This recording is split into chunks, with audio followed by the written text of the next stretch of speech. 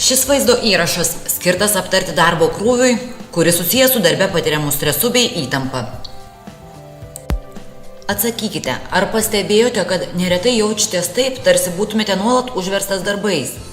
Tai yra ne šiaip, kad šiuo metu dėl artėjančių terminų turite daugiau darbo nei įprastai, bet jums atrodo, kad jūsų darbas niekada nesibaigia. Jau nepamenate, kada turėjote poilsio minutę. Jūsų darbas jau ilgą laiką panašus į gaisrų gesinimą. O ne nuoseklų, aišku darbo ritmą, su aiškia pradžia ir pabaiga.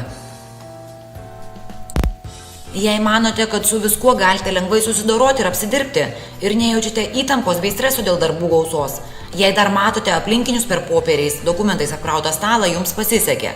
Jūs puikiai susidorojate su savo darbu, gebate derinti darbą ir asmeninį gyvenimą. Tačiau, jei jaučiatės taip užverstas darbais, kad nesimato darbų pabaigos, tai rodo galimus streso ir profesinio perdegimo simptomus. O šiame vaizdo įraše mes susipažinsime su greitai veikiančiais streso mažinimo būdais, kad galėtumėte greičiau nurimti ir susidoroti su užgriuvusia darbų našta bei rūpesčiais. Daugelis žmonių nesuvokia, kiek streso patiria, kol staiga jis jų visiškai neužvaldo. Kita kart gali atrodyti, kad stresiniai ar dėmesio reikalaujantis įvykiai vyksta vienas po kito ir taip galima pereiti į visišką streso užvaldymą stebėtinų greičiu. Ir mes niekur nuo to nedingsime. Stresas bus mūsų gyvenime. Tačiau svarbu turėti strategiją, kaip įveiksite stresą ir greitai atpalaiduosite savo protą bei kūną. Toliau pateiksime 5 greitus ir lengvus būdus, kaip atgauti ramybę, kad galėtumėte kovoti su bet kokia situacija, su kuria susidurėte. Pasivaikščiojimas gali būti puikiai nusiraminimo priemonė. Ji padeda nuleisti garą ir išlaisvinti endorfinus, kitaip vadinamus laimės hormonus. Endorfinus mūsų organizmas išskiria kaip atsaką į stresą, siekiant sumažinti skausmą. Malšindami skausmą, jie iššaukia euforiją, tai yra savotiškas apdovanojimas organizmui dėl patirto skausmo.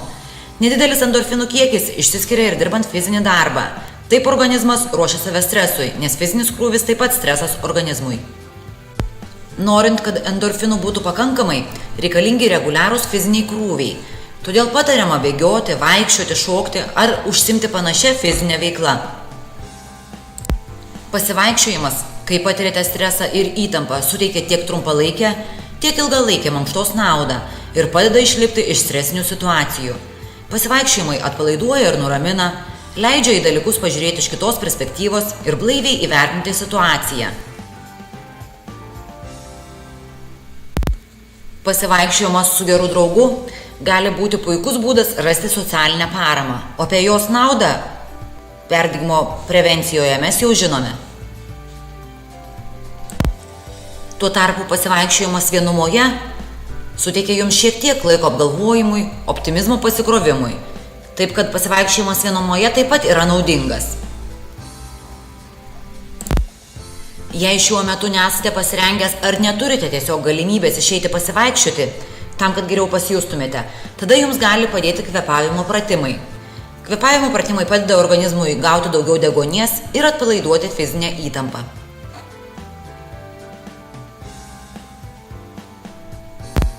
O geriausia yra tai, kad kvėpavimo pratimus galite atlikti bet kuriuo metu ir bet kurioje vietoje, net ir tada, kai esate labai užsiėmę.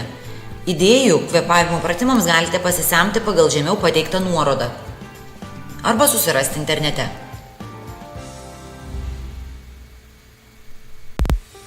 Jei turite galimybių skirti keletą minučių ramybei, leiskitės minčių kelionę su įsivaizduojamais vaizdiniais.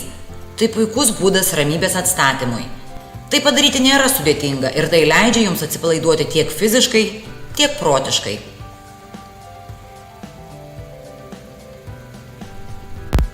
O po šiokios tokios praktikos jums pasidarys vis lengviau pasiekti laimingą vietą, kad galėtumėte greitai nusiraminti esant stresinėms situacijoms. Neretai juk būna ir taip, kad mes suintensyviname savo stresinių situacijų patirtis vien dėl savo požiūrio, audringų emocijų ir reakcijų. Jei savo situaciją pažvelgsite kitų kampų, galbūt ją įvertinsite iš skirtingos perspektyvos, iš tos, kuri sukelia mažiau streso. Progresuojanti raumenų relaksacija – tai metodas, kurio metu įtempiate ir atpalaiduojate visas savo raumenų grupės. Ir tai padeda atsipalaiduoti visam kūnui.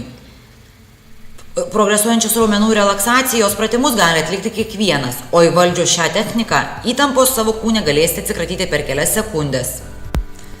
Tai padės ramiau jaustis ir geriau susidoroti su iškylančiais sunkumais.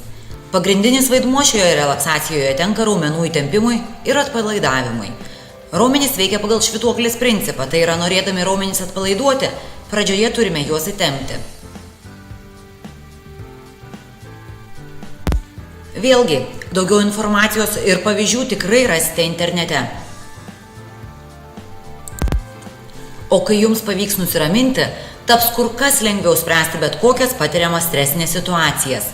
Reguliariai atlikite streso atpalaidavimo pratimus, laikykite sveikos gyvensenos įpročių, kad galėtumėte sumažinti bendrą streso lygį ir jūs mažiau veiktų patiriamos stresinės situacijos.